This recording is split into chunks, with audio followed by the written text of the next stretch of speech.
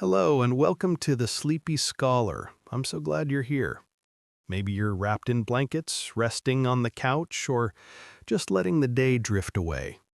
Wherever you are, this is your pause between moments. A little corner of night where science slows down and glows. Tonight, we're diving into one of the ocean's most magical secrets, bioluminescence, the living light of the deep. Imagine a world where darkness stretches in every direction, yet creatures carry lanterns in their own bodies, painting the black water with sparks and firework trails. It sounds like fantasy, but it's as real as the waves against the shore. Don't worry, this isn't a lecture. Think of it more like a midnight swim in stories, where jellyfish become galaxies and fish speak in flashes. If the light keeps your thoughts awake, at least it's the kind of glow worth dreaming about. Before we begin, if you enjoy these quiet dives into science, it would mean so much if you tapped the like button, subscribed, or left a comment sharing where you're watching from, and maybe what lights up your night. All right, take a deep breath, let the surface fade away, and let's sink into the living lanterns of the sea. Picture this. You're floating in the middle of the ocean at night. No city lights, no stars, no glowing iPhone screen reminding you about emails you don't want to answer. Just water, endless and heavy, pressing in from all sides. At first, it feels like total darkness, like someone switched off the entire universe.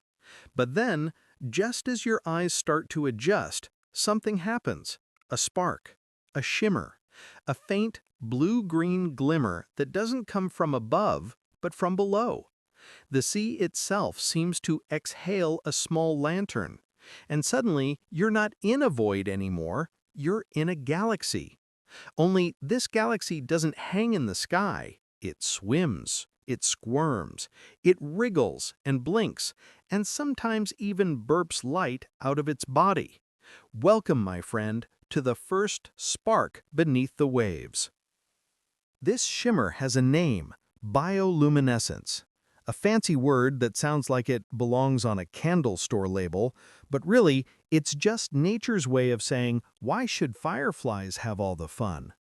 Imagine carrying your own flashlight, but instead of batteries, your body mixes a couple of special chemicals, luciferin and luciferase. Don't worry. Despite the spooky names, they're not trying to summon anything from a horror movie. They're just hard-working molecules bumping into oxygen in a kind of underwater chemistry party. And the result of that party is light, cool light, the kind that doesn't burn your skin or roast a marshmallow. It's the universe's original glow stick. And trust me, it's been trending way before raves made it popular.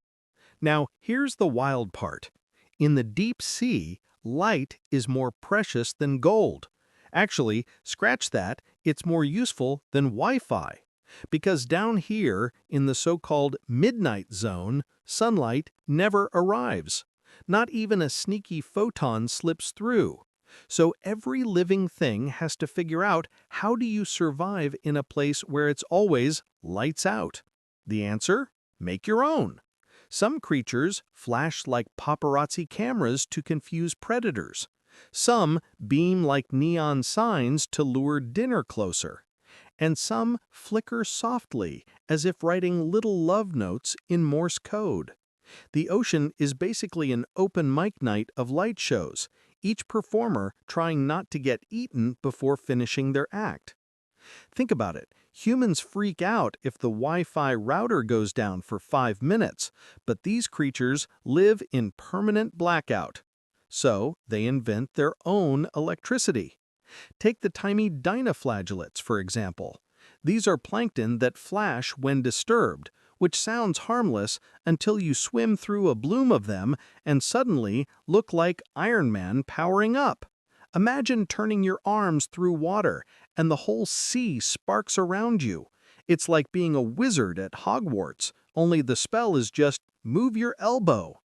People who've kayaked through bioluminescent bays in Puerto Rico or the Maldives describe it like paddling through liquid stars.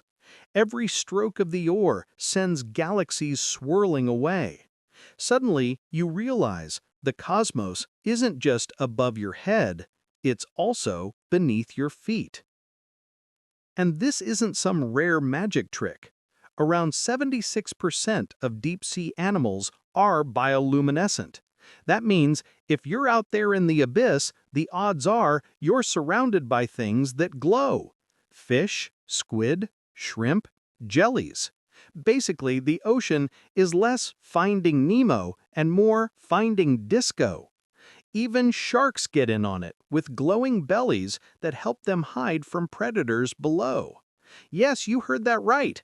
Glowing to hide. The deep sea loves a good paradox. What's extra fascinating is how subtle these lights can be. We're used to lamps blasting brightness into our faces. But down here, even a pinprick of glow can carry meaning.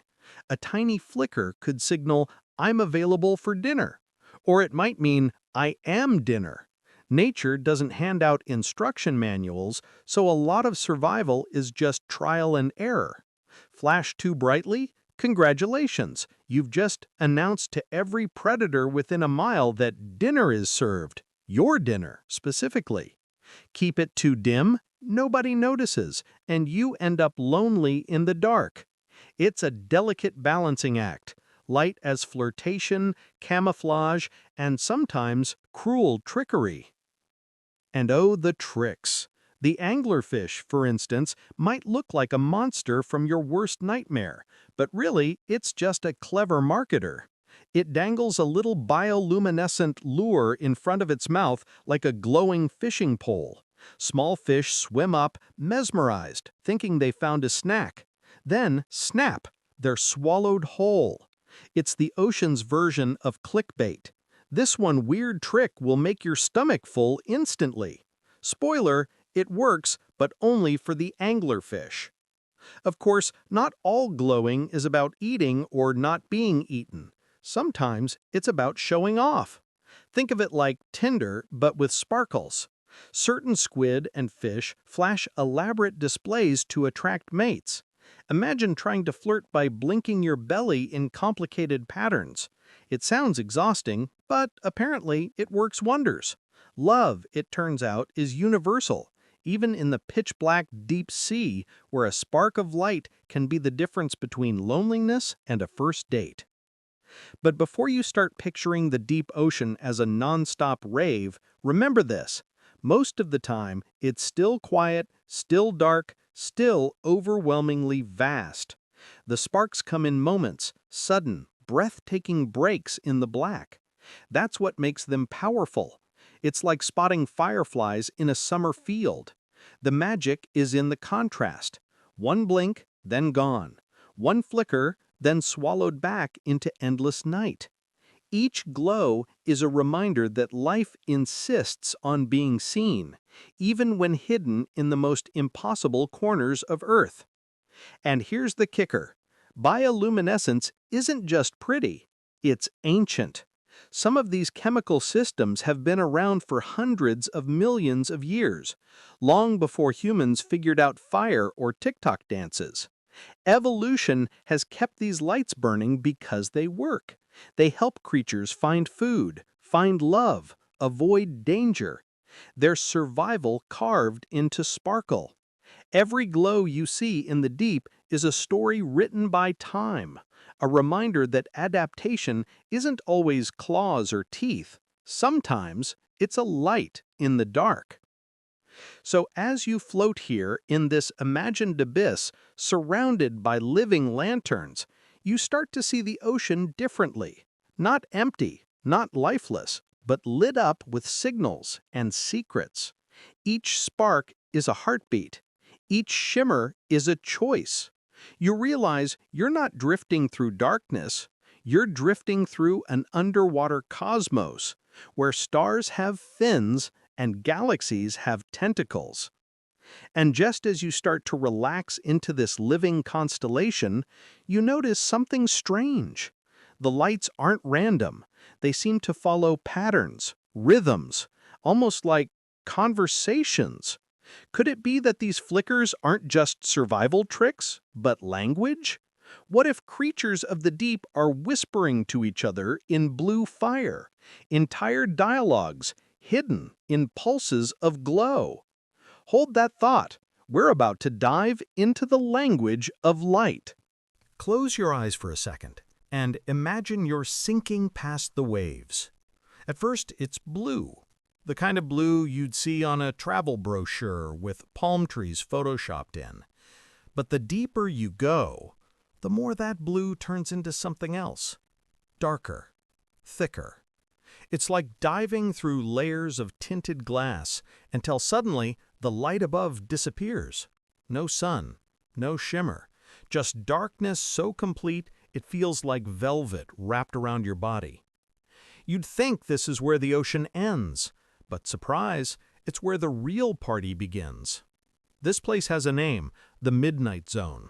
Sounds like a sci-fi show, right? You half expect dramatic music and someone narrating in a world without light. But here, it's not fiction. It's a world that actually exists a few hundred meters below the surface.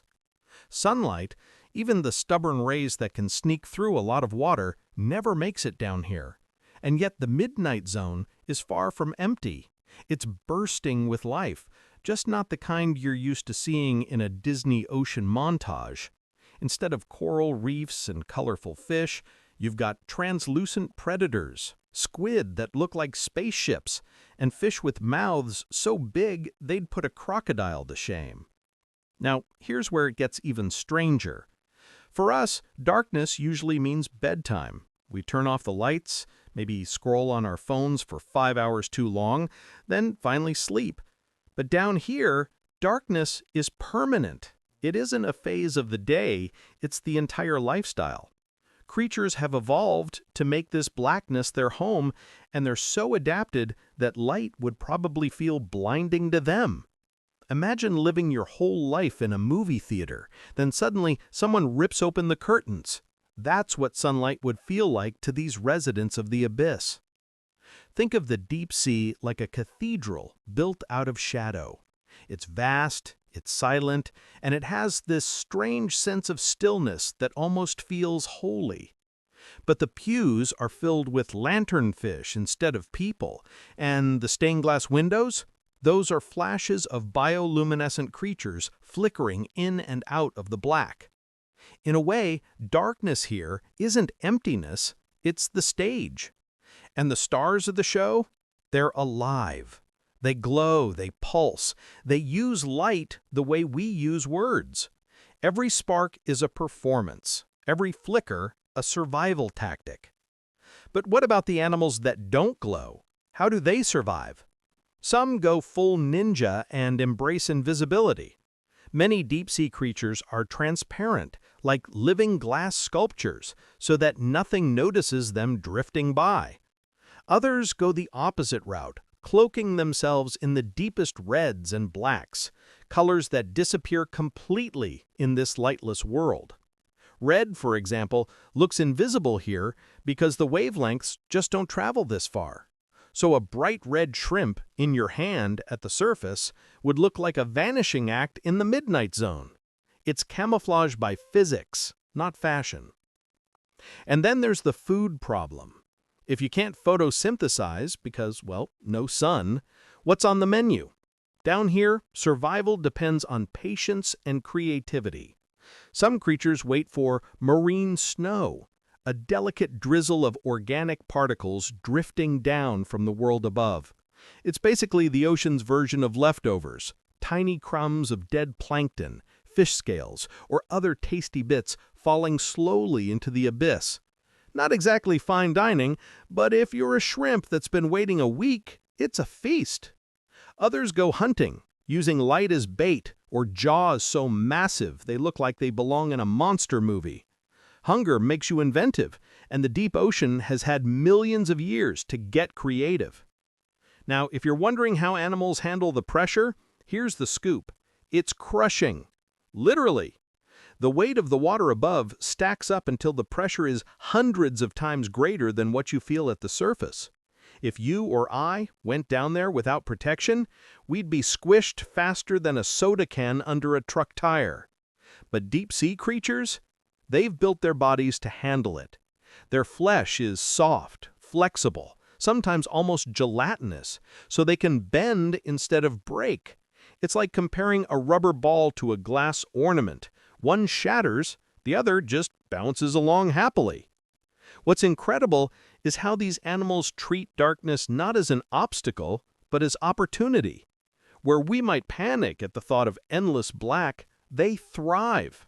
They use it to hide, to hunt, to send glowing signals across the water. For them, this isn't a scary unknown, it's home. It makes you wonder about perspective, doesn't it? We're conditioned to see darkness as something to avoid, something to fear. But down here, darkness is the canvas. Without it, bioluminescence would be meaningless. Without it, the performance would lose its stage. Think of it like a fireworks show in broad daylight. Sure, the sparks are there, but would anyone be impressed? Of course not. You need the night sky for the bursts of color to have power. In the same way, the midnight zone needs its endless shadow so that the tiniest spark of light can dazzle. It's a constant reminder that context matters, that sometimes the absence of one thing makes another shine brighter. And the strangest part, the more you picture this world, the less it feels alien. You start to realize that darkness as home isn't unique to the ocean. We've got our own versions up here.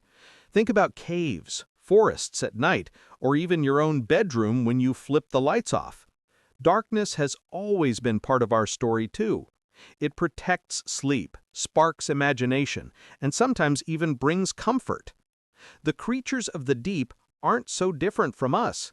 They've just leaned into it a little harder. As you drift in this imagined abyss, you notice the darkness isn't uniform. Sometimes it pulses with faint movement. Sometimes it flickers with unexpected glow. The stillness is never truly still. It hums with life and forms you can barely recognize. And just when you think you've gotten used to the idea of endless black, a sudden flash appears in the distance. Not random, not meaningless, but deliberate, patterned, almost like someone is trying to say something. Could it be that in this cathedral of shadow, the creatures aren't just surviving, but speaking? If so, what language are they using, and can we learn to understand it? Imagine you're standing on the edge of a dark beach, the waves rolling in like whispers from another world. You dip your toes into the water, half expecting the usual chill and salt, when suddenly, the sea flickers. Every step you take sends trails of glowing blue sparks rippling around your feet. It's as if someone has swapped the sand for starlight, and the ocean has decided to audition as the Milky Way. What you're seeing isn't magic, though it feels like it. It's a cast of microscopic creatures called plankton, putting on one of nature's most dazzling light shows. They're the fireflies of the water, tiny single-celled organisms with the power to turn motion into radiance. These glowing performers are known as dinoflagellates. Yes, the name sounds like a forgotten Pokémon, but they're very real. They drift in the upper layers of the ocean, and when disturbed, they light up in bursts of bioluminescence. Why? Think of it as their version of an alarm system. If a predator swims by or a curious human splashes their hand, the plankton trigger a chemical reaction that releases light. In other words, they scream in sparkles. It's not just a random party trick, it's a survival move. Predators that get too close may suddenly find themselves glowing like a neon sign, which isn't ideal when you're trying to sneak around in a world full of hungry mouths. Imagine being a burglar who suddenly sets off an alarm that paints you in glow-in-the-dark paint. Not exactly stealthy. Now, the science part. Inside these plankton are tiny molecular factories designed to mix luciferin and luciferase, the same dynamic duo we talked about earlier, but in this case running a microscopic rave. When disturbed, They opened special channels that allowed the chemistry to happen instantly. Boom! Light! It's a quick reaction, gone in less than a second. But when you've got billions of them floating together, each tiny flash combines into a breathtaking glow across the water. That's why whole bays in places like Puerto Rico, Jamaica, or the Maldives look like someone spilled a bottle of liquid neon across the shoreline. The effect is mesmerizing, but the reasons behind it are wonderfully practical. For the plankton, it's all about survival. Their glow can confuse attackers, or even attract bigger predators to chase away the smaller ones threatening them. It's the ultimate call the manager move. Picture being harassed by a bully, and instead of fighting back, you turn on a giant spotlight that summons someone scarier. That's what dinoflagellates do every night in the waves. If you've ever paddled a kayak through a glowing bay, you know the feeling is unforgettable. With every stroke, the paddle sets off cascades of blue light, like you're painting the sea with electricity. The water sparkles when fish dart through it, their paths glowing like comet trails. Even the tiniest splash feels cosmic. It's the closest you can get to being inside a galaxy without strapping on a spacesuit. And the best part? You're surrounded by living creatures making this possible. They're not just drifting aimlessly, they're responding to your movements, lighting up the world around you with each touch. It makes you wonder why humans are so obsessed with fireworks when plankton have been doing a far more sustainable show for millions of years. Fireworks are loud, smoky, and last a few seconds. Plankton? They've perfected the art of quiet brilliance. Oh, scratch that word. Radiant brilliance. Their glow is subtle, patient, and best appreciated in still water under a moonless sky. And unlike fireworks, they don't scare your pets. Unless, of course, your pet goldfish finds itself swimming in a bioluminescent bay, in which case it might wonder what cosmic nightclub it just entered. Here's another fun twist. These plankton aren't just freeloaders drifting in the ocean currents. Many are part of complex food webs, feeding larger creatures and even indirectly supporting the fish on your dinner plate. That's right, your seafood feast owes a little thank you to the glow makers of the ocean. Without plankton, the whole marine ecosystem collapses. They're not just the fireflies of the sea, they're also its foundation. Their glow is a reminder of their presence, but their real power lies in being the base of the ocean's menu. You could say they're both the appetizer and the entertainment. But let's pause on the entertainment part, because plankton are also behind one of the most surreal natural events ever witnessed: red tides. At times, certain plankton species gather in massive blooms, sometimes visible from space. By day, they can turn the ocean an eerie red or brown, but at night, when disturbed, the whole bloom erupts in electric blue flashes. Imagine a rolling wave crashing onto the shore, exploding into a sheet of glowing light every time. Surfers talk about riding waves that spark beneath their boards, as if Neptune himself decided to plug in some underwater LEDs. It's so surreal that if you didn't know the science, you'd assume the sea had been enchanted. Of course, nature isn't always kind. Some of these red-eyed plankton also release toxins that can harm marine life and humans. That's evolution for you. A creature can be both breathtaking and troublesome at the same time. It's a bit like a roommate who throws great parties but never does the dishes. Still, the glowing side of these blooms is unforgettable.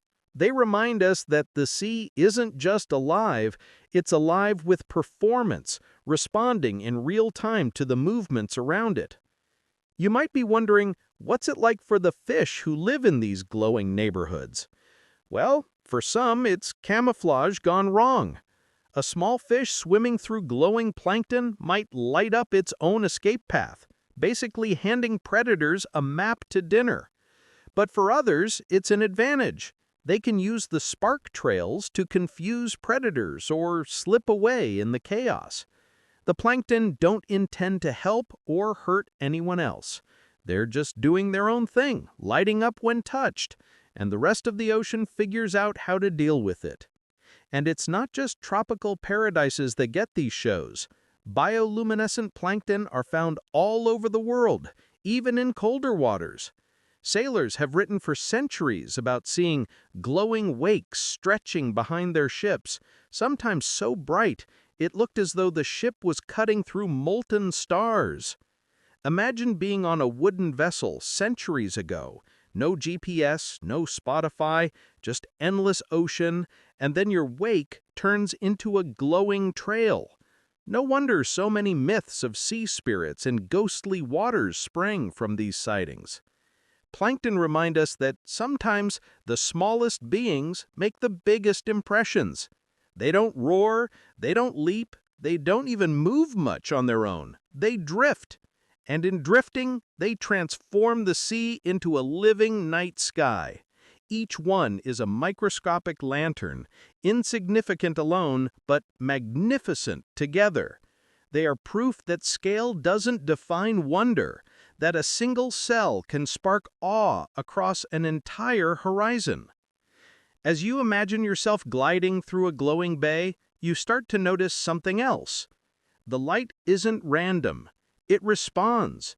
Every splash, every ripple creates a reply. It feels like a conversation between you and the ocean, a dialogue written in blue sparks.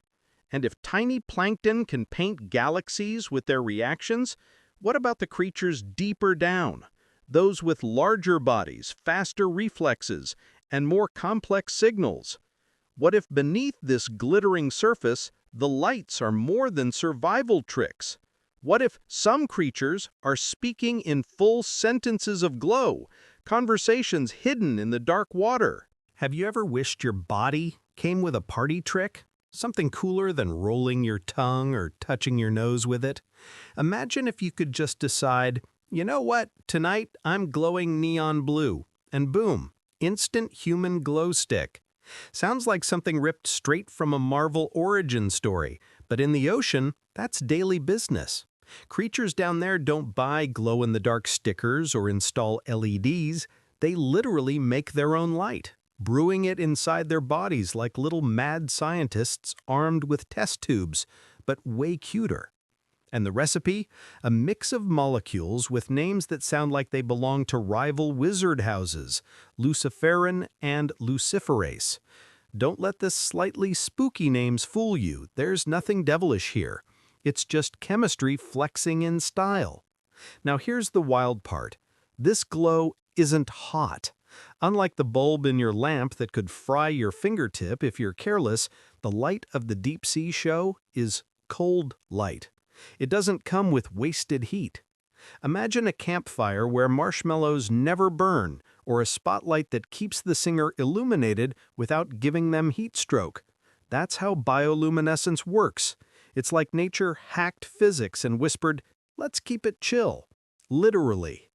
At the heart of the glow, luciferin, the molecule with serious star quality, meets luciferase, the enzyme with matchmaker's skills. Add in oxygen, stir a little, and poof, light. No batteries, no fire hazard, no electric bill. It's chemistry's version of a snap romance, molecules locking eyes across a crowded cell and saying, you, me, glow.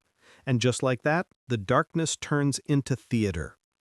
If you're picturing these molecules as boring dots and lines from a textbook, toss that out. Think of luciferin as the sparkler you wave on New Year's Eve, and luciferase as the hand holding the lighter. On their own, they're just waiting. Together, fireworks. And because the ocean isn't about waste, the reaction is almost ridiculously efficient. About 80 to 90% of the energy goes straight into visible light. Compare that to your average incandescent bulb, which spends most of its effort blasting out heat instead of useful glow. In other words, jellyfish and plankton are running a more sustainable light show than most of our cities. But here's the kicker. not every sea creature glows the same way. It's like different chefs tweaking the same recipe. Some produce blue light, which travels the farthest through water, while others go for green or red, throwing in a splash of individuality. The chemistry shifts slightly, like swapping chili for paprika, but the principle stays the same: molecules teaming up to turn the invisible into spectacle. And unlike a science fair volcano, it's not a one-and-done reaction. Many organisms can repeat this trick again and again, flipping the switch on their glow like mood lighting. Imagine if you could light up your arm when you felt nervous, or flash your back like a neon billboard when you wanted to impress someone on a date. That's essentially how bioluminescence works down here. It's more than decoration. It's survival strategy, communication tool, even romance. All possible because two tiny molecular partners know how to put on a show without burning the stage. And there's a strange kind of poetry in it, isn't there? Inside the cells of shrimp, jellyfish, and fish hiding in the abyss, chemistry becomes art. Light emerges not from stars or fire, but from invisible reactions, happening silently, invisibly, until the water blooms with living lanterns. Nature isn't just solving problems, it's writing verses in molecules, painting with reactions instead of pigments. But here's where things get even trickier. If chemistry is the script, who's directing the play? How do these creatures decide when to glow and when to hide? Because trust me, even the most dazzling performance loses its charm if it's on all the time. To answer that, we'll have to dive into the deep ocean politics of timing, signaling, and survival. The secret choreography of light in the dark. Imagine wandering through a pitch-black carnival where every booth is suspiciously offering free candy. You're starving, you see a glow in the distance, and your brain goes, "Ah, food!" You rush over, only to find the candy has teeth. Congratulations! You've just fallen for the oldest trick in the deep sea: light as bait. Down in the abyss, where sunlight never dares to visit, light itself becomes both a blessing and a booby trap. It's survival theater, and the actors aren't above lying through their lanterns. Take the anglerfish. If you've ever seen Finding Nemo, you remember that creepy grin with a dangling bulb swaying in front of it? That wasn't Hollywood exaggeration. The anglerfish is basically the con artist of the deep. It suspends a glowing lure, thanks to glowing bacteria hitchhiking inside its lantern-like appendage, right in front of its mouth. To smaller fish, the light looks like a snack, or at least a curious glimmer worth investigating. But approach too close, and bam, the jaws snap shut with speed that would make a mousetrap jealous. If this were a dating app, the anglerfish profile would read, "Enjoys long swims in the dark, dinner dates, and swallowing you whole." But the anglerfish isn't the only trickster. Plenty of deep-sea hunters have figured out how to use light as deception. Some squid, for instance, flash their glow in sudden bursts, confusing predators like underwater paparazzi bulbs. Others release glowing clouds of bioluminescence the way octopuses use ink, a getaway strategy, a glowing smoke screen that screams, "Catch me if you can." It's Houdini with a flashlight. Meanwhile, certain dragonfish carry headlights, literally photophores, under their eyes, casting beams of red light that most ocean creatures can't even detect. Imagine having a flashlight only you can see. That means they can sneak up on dinner with all the stealth of a spy wearing night vision goggles. Light here isn't just about illumination, it's language. Some flashes say, "Follow me, I'm tasty." Others scream, "Stay away unless you want regrets." And sometimes it's just straight-up lies, neon signs advertising one thing while delivering another. If you've ever been tricked by a late-night fast food commercial, you understand. That perfect burger dripping with cheese on TV rarely looks like the squished reality in the paper bag. The anglerfish lantern is the same scam. Glow equals promise, but the promise bites back. And isn't that fascinating? We humans tend to treat light as this universally wholesome thing. Sunlight for warmth, lamps for comfort, fireworks for celebration. But in the deep ocean, light is a poker chip in a very high-stakes game. It's survival currency, and sometimes you have to bluff to win. Some shrimp, for instance, weaponize their glow by spitting out bioluminescent goo. Any predator that tries to munch them suddenly finds itself lit up like a criminal caught in a police spotlight. And in the darkness, being visible is basically a death sentence.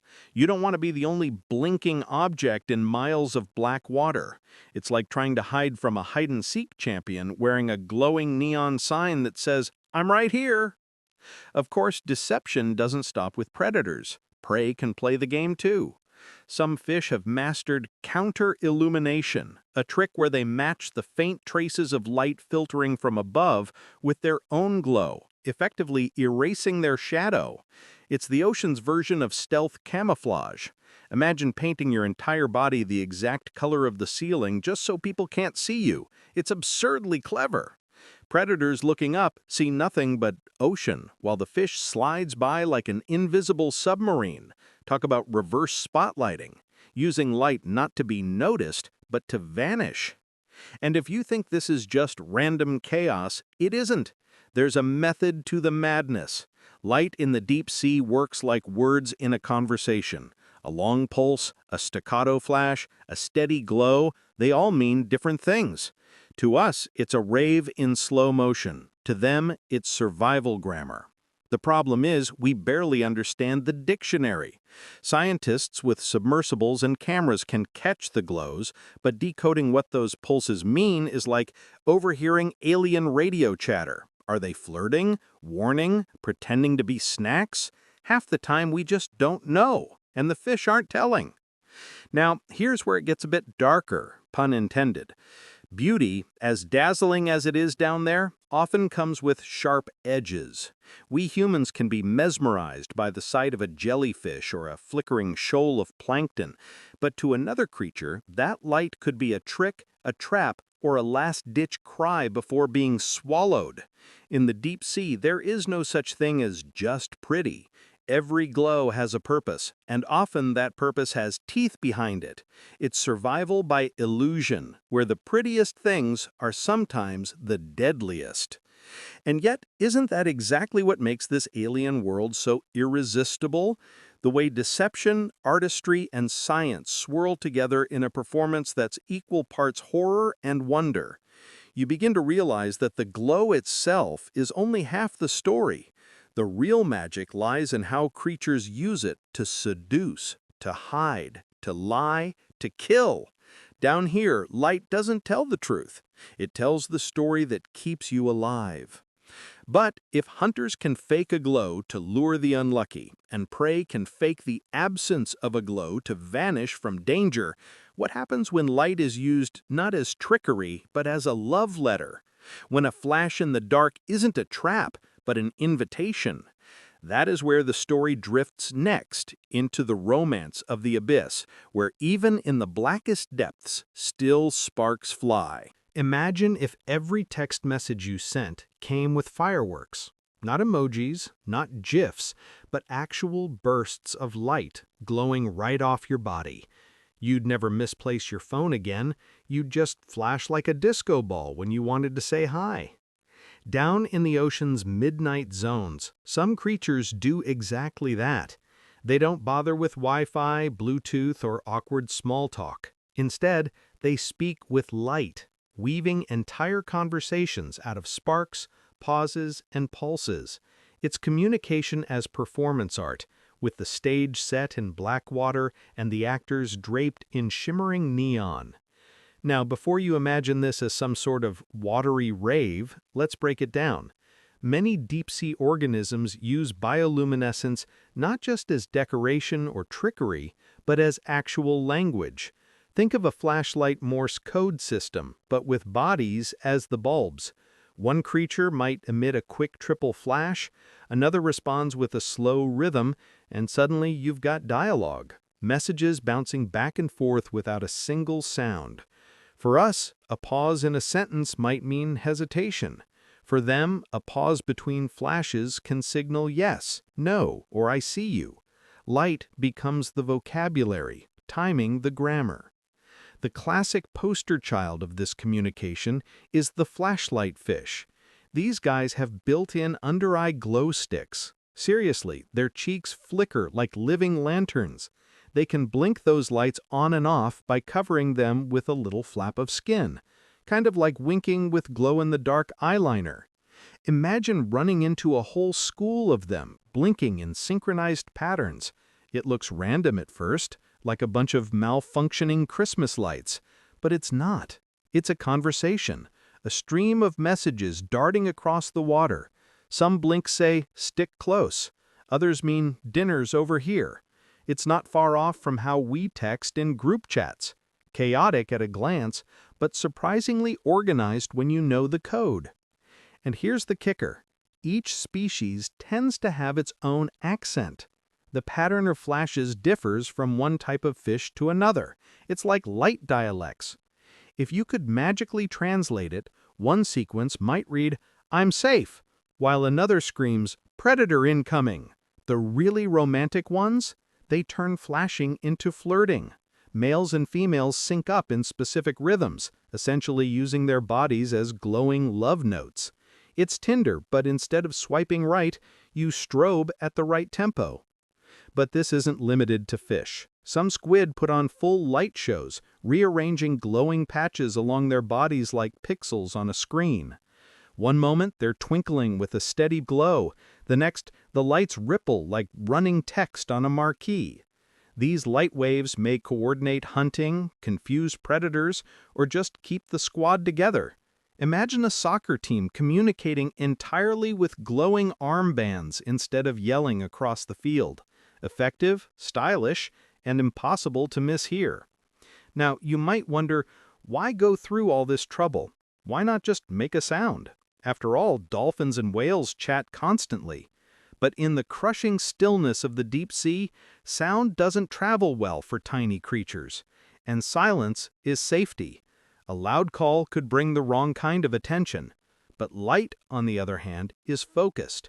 It doesn't spread across miles like a sound wave. It flares, then fades, like a whisper only the right audience can see. Think of it as the difference between shouting across a party and passing a folded note. One draws a crowd, the other keeps things private. This system isn't just about surviving, it's about style. Watch long enough, and you realize these flashes are closer to choreography than chatter. They're timed, deliberate, even artistic. Some researchers have compared schools of flashlight fish to ballet ensembles, each dancer holding their cue, swirling in arcs of blue fire. What looks to us like chaos is actually harmony, a coded script where every beat matters. If Shakespeare wrote in photons instead of ink, this is what it would look like. But decoding it is maddening for scientists. They drop cameras into the deep, capture hours of flashing, and then sit around trying to figure out what means what. It's like eavesdropping in a conversation in a language that has no alphabet. Was that flash a warning? Was it flirting? Was it just a sneeze in fish terms? The frustrating part is that we may never fully crack it. We're wired for sound, not light. Our species has spent millennia refining words, tones, and volumes, but to the deep-sea world, glowing beats talking any day. And you have to admit, there's something enviable about that. Imagine human conversations lit up in flashes. No more misunderstandings over tone in texts. Sarcasm could sparkle in red. Sincerity could glow blue. Awkwardness might flicker yellow until you stop oversharing. Whole relationships would unfold like auroras, arguments, reconciliations, declarations of love, all painted in light. The ocean already lives that fantasy. But here's where it really twists. Communication in the deep isn't just about expressing something. It's about survival strategies coded in language. To misinterpret a flash could mean mistaking a predator for a partner, or drifting away from the safety of a school. In the deep, words aren't cheap, they're lifelines. Every blink carries weight. Every pause carries risk. The ocean isn't forgiving of poor punctuation. And as you picture these underwater dialogues, bodies flickering like galaxies in motion, you realize you're looking at something bigger than fish chatter. You're staring at one of nature's oldest experiments with language. Not sound, not symbols, but light itself turned into story. And just as you're about to think you figured out the rhythm, the ocean throws another twist. Because while some creatures use light to talk, others use it to hide, crafting illusions so convincing that predators are left staring at shadows that aren't even there. But that, as you'll see, is another story waiting just beyond the next flicker. Have you ever wished you could just vanish during an awkward conversation? Maybe someone asks about your 5-year plan, or worse, starts describing their dream from last night in excruciating detail. If only you could fade into the wallpaper like some kind of socially anxious magician. Down in the deep sea, that trick isn't just a fantasy. It's a survival skill polished to perfection. And here's the plot twist. Creatures down there use light, not shadow, to pull it off. It sounds backward, right? Light makes things visible. That's literally the point of it. But the ocean is a trickster, and the rules of physics bend in strange ways in those dark miles beneath the surface. There's a technique called counter-illumination that many deep-sea animals use, and it's basically the ultimate invisibility cloak. The idea is simple enough. If predators are looking up from below, they'd normally see a creature's silhouette blocking the faint shimmer of light filtering down from the surface. That silhouette is like a neon sign screaming, "Dinner!" The fix? Emit your own glow from your belly that perfectly matches the background light above. Congratulations, you've erased your own shadow. It's Photoshop, but done in real time with biology. Picture a submarine with LED lights glued to the bottom so it blends into the sky when viewed from below. That's exactly what lanternfish and hatchetfish are doing, only they've got built-in lighting rigs called photophores. These little organs can adjust brightness, sometimes even color, to fine-tune the illusion. It's camouflage not by covering up, but by glowing in sync with the universe around you. Imagine sneaking out of the kitchen at night, grabbing a midnight snack, and your pajamas automatically shifting to match the glow of the fridge light. You'd be unstoppable.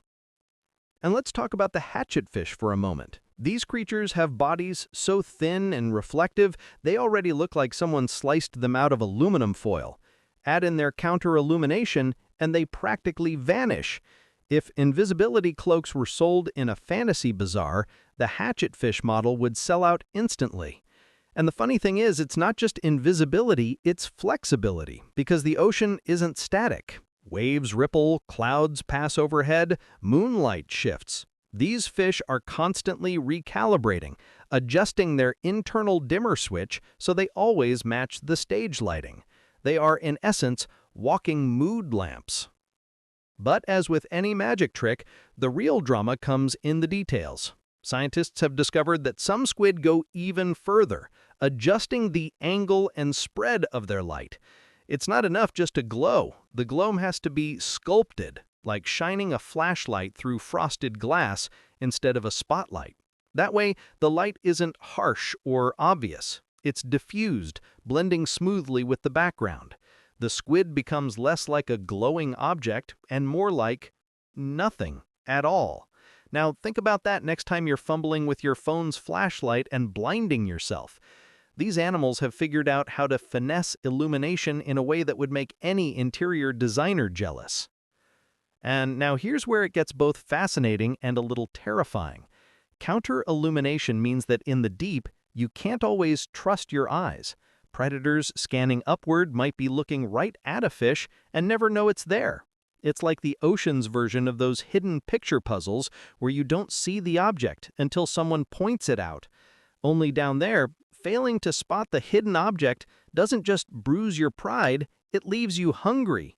For the creatures trying to stay alive, invisibility isn't about showing off. It's the difference between living another day and becoming someone else's midnight snack. And if you're wondering how all this precision is controlled, here's the chemistry in a nutshell. Those photophores house bioluminescent reactions, the same luciferin and luciferase combo you heard about before, but they're wired to the nervous system, meaning the fish can tweak them on the fly. It's like having a remote control for your body's light settings, with sliders for brightness and contrast. Some species even throw in reflective tissues behind the photophores to bounce and amplify the light, the way a makeup mirror uses bulbs to even out shadows. Except instead of hiding blemishes, they're hiding from death. The stakes couldn't be higher.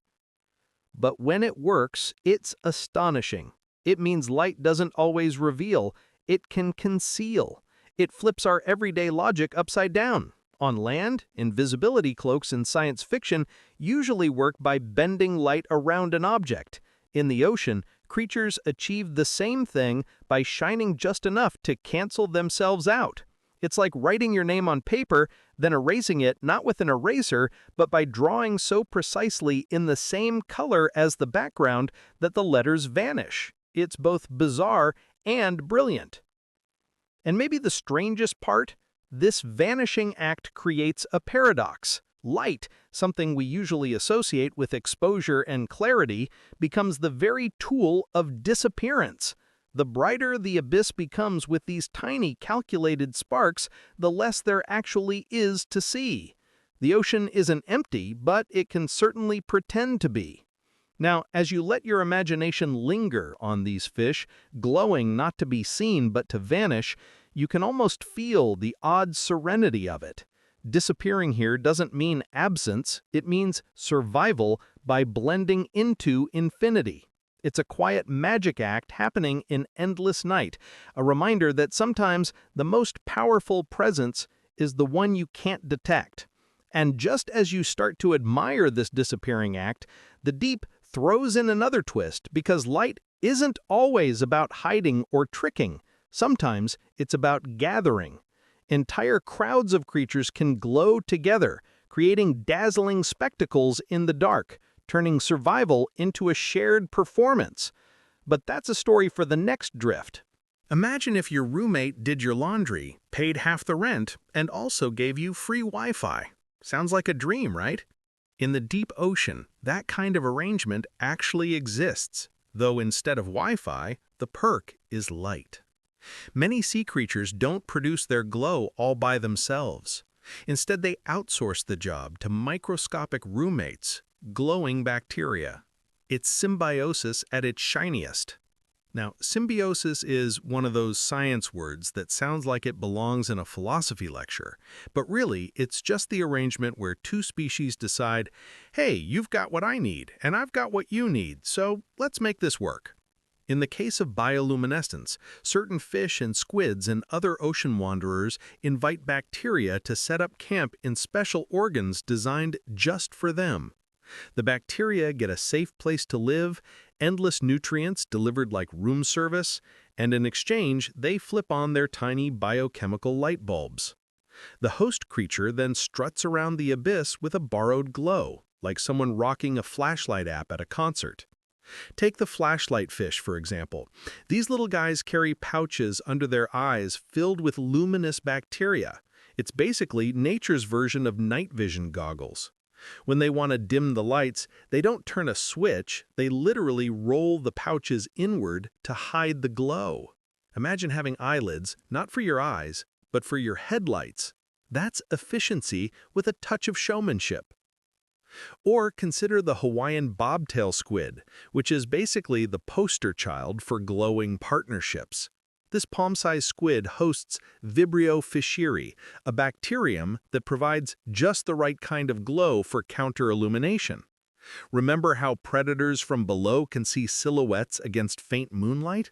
Well, the squid's bacterial buddies fix that problem by making the squid vanish into the background. But it gets even more fascinating. Each morning, the squid expels most of its bacteria into the water like it's paying rent with a generous tip, then keeps just enough to regrow the colony. Scientists think this daily routine helps balance the relationship, preventing the bacteria from overcrowding their cozy organ suite. It's a carefully managed partnership, not a free-for-all. And these alliances aren't just clever, they're intimate. The squid's body actually changes as the bacteria move in. When a baby bobtail squid first hatches, it doesn't yet have its glowing crew. But within hours, it's surrounded by ocean water loaded with potential roommates. Vibrio fischeri signals, chemically, almost like ringing the doorbell, and the squid responds by building a welcoming chamber specifically for them.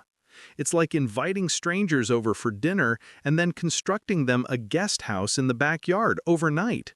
This isn't just cohabitation, it's biological trust at a molecular level. You might be wondering, why can't these animals just glow on their own, like fireflies or anglerfish? Some do, but glowing is expensive in energy terms, and evolution loves a bargain. If you can outsource that cost to bacteria that specialize in the job, why not? It's like hiring a professional DJ for your party instead of fumbling with the playlist yourself. Everybody's happier, and the beat is smoother. The bacteria are evolutionary DJs of light.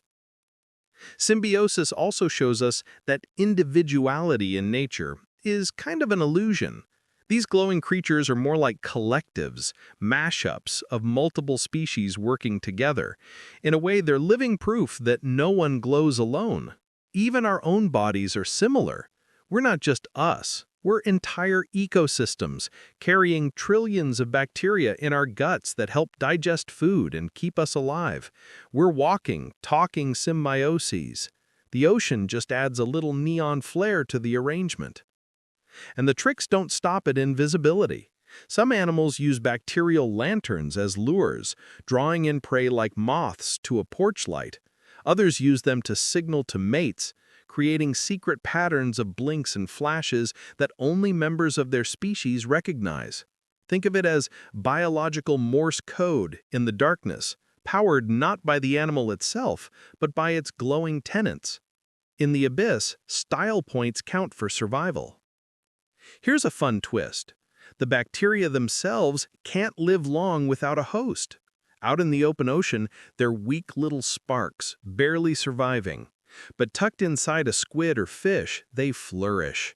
So the relationship is not just convenient, it's essential. Both sides depend on each other, like a band that only sounds good when all the members play together. Alone, the guitarist is okay, but with drums, bass, and vocals, magic. This kind of partnership raises a bigger question. Where does one organism end and the other begin? If a squid's glow comes from bacteria, is the light truly its? Or is it more like carrying someone else's lantern through the dark? There's something oddly poetic in that image. An animal wandering the black void of the deep sea, shining with a borrowed flame. It's survival, yes, but it's also an act of trust. And that trust has lasted millions of years. These partnerships aren't new experiments. They're ancient, time-tested agreements written into the DNA of both partners. The squid shapes its organ to welcome the bacteria. The bacteria adjust their metabolism to match the squid's needs. It's choreography at the cellular level, performed flawlessly in a place where mistakes mean death. You can almost imagine the conversation if these creatures could talk. The squid says, "I'll give you food and shelter." The bacteria reply, "We'll make you invisible. Also, check out this cool glow." Both nod in approval, and the deal is sealed. It's as if the universe itself whispered to them, teamwork or extinction. So what does this mean for us, watching from the surface? Maybe that survival isn't just about being strong or clever on your own. It's about the partnerships you foster, the invisible alliances that carry you through the dark. Just like the squid trusts its glowing guests, we too trust our hidden microbiome every day without even realizing it. We too are creatures carrying shared lanterns.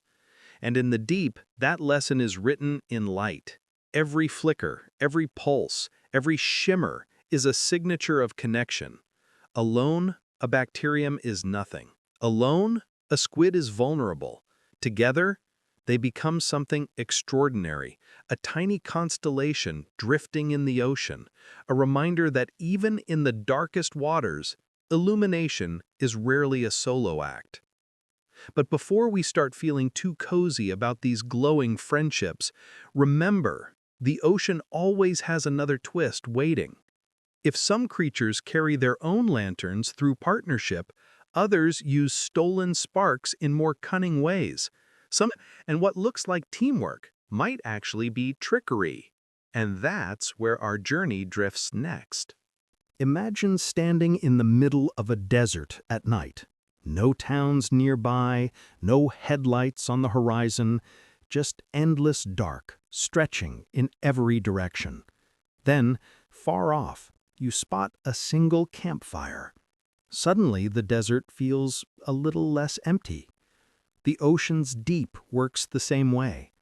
Out there, in an abyss so vast it could swallow continents, every spark of bioluminescence is like a campfire burning in the silence. These are the islands of light, tiny beacons scattered in a wilderness of water. They don't just illuminate the void, they insist on life's presence, whispering, "I'm here, even in this nowhere." The first time humans glimpsed these islands was not through diving masks or submarines, but from the decks of ships centuries ago. Sailors wrote of milky seas glowing like floating cities.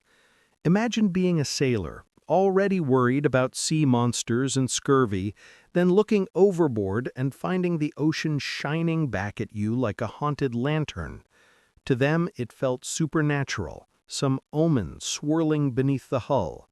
Today, we know it's bioluminescence, swarms of plankton flashing together, sometimes stretching for miles.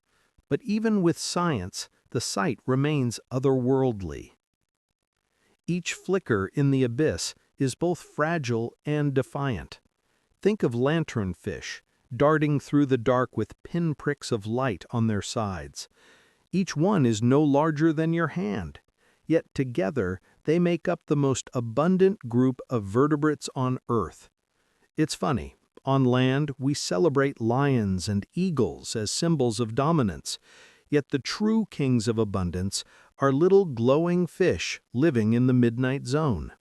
Their bodies light up in precise patterns, signaling to each other, erasing their shadows, or blending into the darkness. To predators, they're hard targets. To each other, they're walking, swimming billboards in the void. And then there are the jellies, drifting like living chandeliers. Some shimmer with slow waves of blue and green, others crackle with rapid sparks. If the lanternfish are the city street lights of the deep, then the jellies are the fireworks show. Every glow is temporary, fragile, flickering against the immensity. It's like trying to decorate an entire blacked-out stadium with a handful of glow sticks. But somehow, even the smallest flicker transforms the atmosphere from empty to alive. The strange paradox is that these bursts of light thrive in silence. Unlike whales who send booming songs across miles of water, most glowing creatures communicate only through sight. Their world is one of visual whispers, flashes instead of voices. It makes sense. Sound carries differently in the deep, and not every creature can afford to shout. But light, that's a universal signal, something you can share without making a sound. It's survival without noise, presence without disturbance. If the ocean were a crowded library, these creatures would be the ones passing glowing notes instead of speaking out loud. From a distance, each glowing patch feels isolated, a solitary bonfire against an infinite night. But if you drift long enough, you start to realize they are not scattered randomly. They create patterns, faint threads of connection, a reminder that the abyss is not entirely empty. It's as if life, unable to fill the ocean with constant chatter, decided instead to dot it with sparks. Like stars across the sky, their meaning comes not from any single point, but how they all exist together. A lone star is pretty. A constellation is a story. And yet for every glowing creature, there are thousands that remain dark. Most of the deep is silence, layered upon silence. No shimmer, no spark, just shadows inside shadows. To float there is to feel the sheer scale of emptiness, a loneliness so large it could swallow sound itself. Against that backdrop, the smallest flicker feels heroic. You start to realize that light down there isn't just about seeing, it's about declaring existence. Each spark is a protest against invisibility, against the universe's tendency to erase. We do something similar, don't we? We build cities that glow so brightly they can be seen from space. We light campfires, lamps, neon signs, all as declarations that we are here, carving out meaning in the dark. Our satellites orbiting Earth twinkle back at the void in the same way lanternfish glitter to one another. Different scales, same instinct. Light becomes proof of life. The irony is that these luminous displays rarely last long. A jellyfish's shimmer may fade in seconds. A plankton bloom can vanish overnight. Even the milky seas eventually disperse, the glow swallowed back into blackness. That's what makes them feel so fragile, so fleeting. And maybe that's the point. In a place that seems eternal in its silence, it's the temporary things that stand out most. The spark that wasn't there yesterday and won't be there tomorrow. The glow is not permanent, but it is undeniable. There's a strange comfort in thinking of these lights as islands. Not because they're safe harbors, they're often dangerous lures or signals, but because they remind us that no matter how vast the dark, something is always alive within it. Each glow is a campfire where life gathers, resists, and insists on being seen. When you picture the abyss this way, it stops feeling like an endless void and starts feeling like a vast archipelago, scattered but alive. And yet, drifting from one island of light to the next, you can't shake the awareness of all the silence in between. These patches don't erase the emptiness. They frame it, remind you of its size. It's like walking through a desert and finding occasional oases, not enough to conquer the vastness, but enough to prove survival is possible. In the deep, that balance between silence and glow becomes its own kind of poetry. So when you imagine the abyss, don't picture a uniform black screen. Picture a canvas speckled with sparks, each one a declaration, fragile but fierce, fleeting but real. Each island of light may be small, but together they write the story of life's persistence in a place that, by all logic, should be lifeless. And as we leave these scattered lanterns behind, another question rises. If light in the deep is so rare, so precious, what does it mean when entire creatures, entire schools even, suddenly burst into glow all at once? That, dear listener, is not just survival, that's spectacle. And it's where our story drifts next. Imagine staring into a darkness so complete it feels endless, the kind of dark that makes you forget there ever was a sun. Then, somewhere in that abyss, a spark appears. It could be the flicker of a fish, the pulse of a jelly, or the rolling glow of plankton, drifting like cosmic dust. Now picture humans, creatures who can barely dive without bringing a picnic cooler and sunscreen, deciding they must see that glow, even if it means building machines to do the staring for them. That's the human gaze into the deep, stubborn curiosity meeting a realm that seems designed to remain unseen. For as long as we've stood on the shore, the sea has been less of a neighbor and more of a locked room at the end of the hallway. We knew it was there, humming with life, but we had no key. The waves lapped at our toes and whispered, "Just try." So we did. first with rafts and nets, then with ships and sails, and eventually with submarines and cameras that could poke their lenses into blackness no human eye could withstand. Every time one of those cameras blinked on, it wasn't just technology, it was humanity leaning forward in its chair, whispering, "Okay, what's in there?" And the ocean answered, not with words, but with light. Fish with lanterns hanging from their faces, shrimp that shoot bursts of liquid fire, squids that pulse like disco floors. To the cameras, they looked less like animals and more like moving galaxies, scattering photons where no sunlight has been in millions of years. It's almost comedic in a cosmic way. Humans spend centuries inventing telescopes to see stars, then dive into their own backyard and discover an entire night sky swimming in front of them. It's as though Earth was waiting to say, "Oh, you like space? Here's space, but wetter." Of course, seeing is never enough for us. We want to know why. Why would a shrimp waste energy spitting sparks into the dark? Why would a jellyfish put on a light show that makes Las Vegas jealous? The explanations tumble out in fragments. Some flash to attract prey, dangling their glow like bait. Others illuminate to warn, "Don't eat me unless you want to regret it." Still others shine to flirt, blinking patterns that say, "Hey baby, check out my wavelengths." But even with all these clever theories, the full story feels slippery. The ocean keeps its secrets the way a magician keeps their best trick, shared in glimpses, never explained outright. What makes this chase even stranger is the sheer scale of the unknown. Think about this. Humans have mapped Mars with high precision. We can name craters and valleys on a planet 225 million kilometers away. Meanwhile, most of our own seafloor looks on our maps like the fuzzy parts of an old TV channel, squiggly and vague. We know the heights of Martian mountains, but not the depth of Earth's own trenches. The Mariana Trench, for example, plunges deeper than Everest is tall.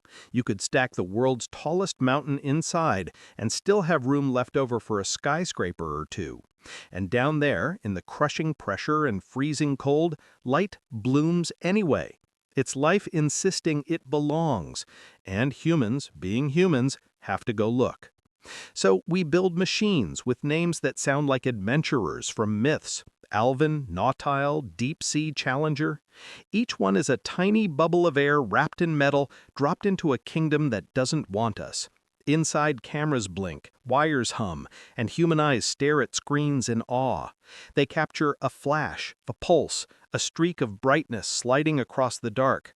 Sometimes the footage is blurry, the colors warped, the scale hard to grasp, but the effect is always the same. It reminds us that wonder still has an address. And then there are the moments no camera can do justice. In 2012, filmmaker James Cameron piloted a submersible solo to the bottom of the Mariana Trench. He described seeing creatures and sediments that shimmered in ways words barely catch.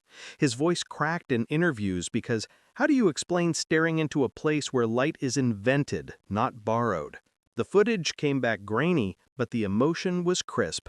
Humanity had touched the unseeable, if only for a moment.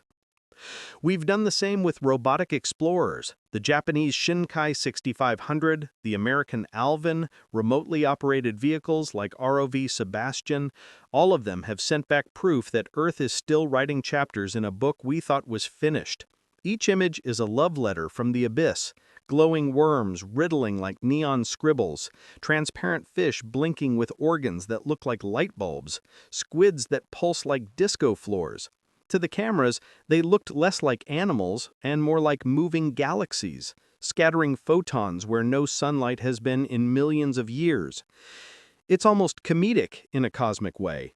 Humans spend centuries inventing telescopes to see stars, then dive into their own backyard and discover an entire night sky swimming in front of them. It's as though Earth was waiting to say, "Oh, you like space? Here's space, but wetter."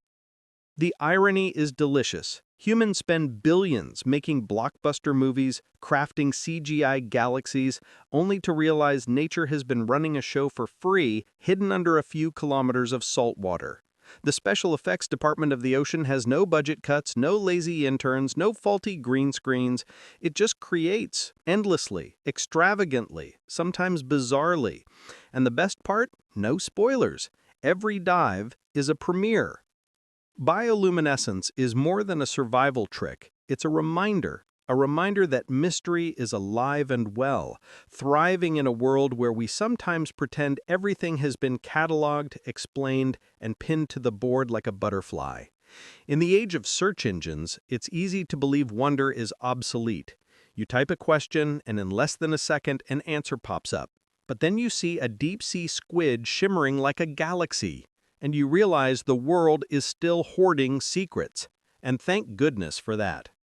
The human gaze into the deep isn't just about science, it's about humility. We who strut around on land like we've conquered every inch are reminded that most of our own planet remains off limits.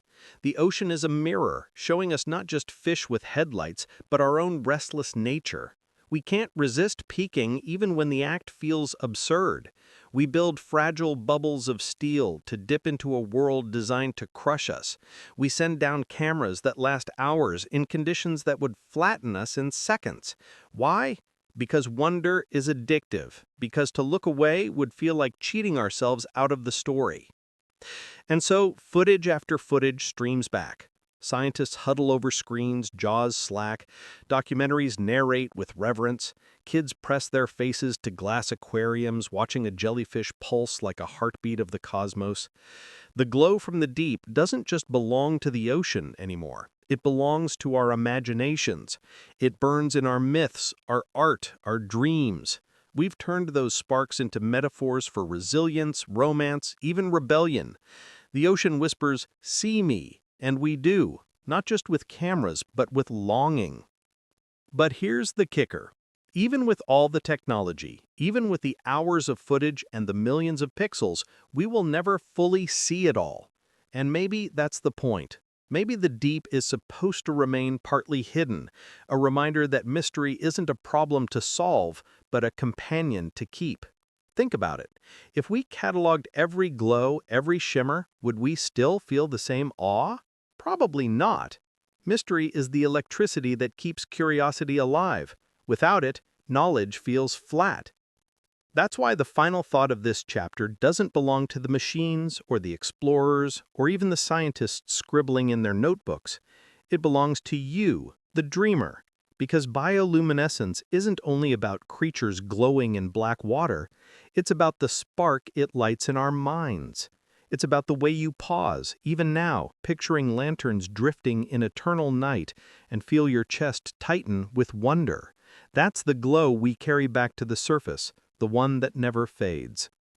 So, here, at the end of our journey, the curtain closes not with silence, but with shimmer. The lanterns of the deep continue to burn where no sunlight dares to go. They shine whether we watch or not, faithful in their secret theater. And though our cameras will keep chasing them, though our submarines will keep diving, some part of their mystery will always stay beyond reach. That isn't failure, it's grace. Because mystery is what makes the story worth telling. It's what keeps us peering over the edge, hearts thumping, eyes wide, daring to believe that the world still has surprises. Bioluminescence teaches us that in the blackest places, light not only exists, it insists. And as you close your eyes, those hidden lanterns continue to burn, waiting, not just for the next machine, not just for the next scientist, but for the next dreamer bold enough to imagine them. The ocean doesn't need us to tell its story, but somehow it lets us glimpse the pages anyway. And so, with this final flicker, our exploration ends. The sea will go on glowing, eternal and unseen, and we will go on dreaming, forever reaching for sparks in the dark. The chapter may be finished, but the wonder never is.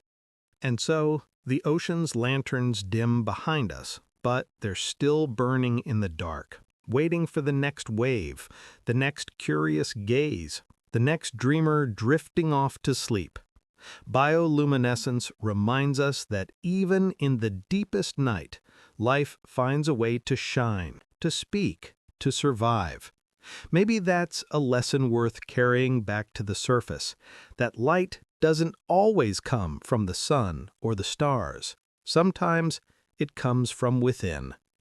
If this little journey left you glowing with wonder, I'd love if you tapped the like button, subscribed, or shared your thoughts in the comments. Tell me what part of the ocean's living light you'd like to dream about tonight. Until next time, rest well, let curiosity keep its spark, and remember, the sea is never as dark as it seems. Good night.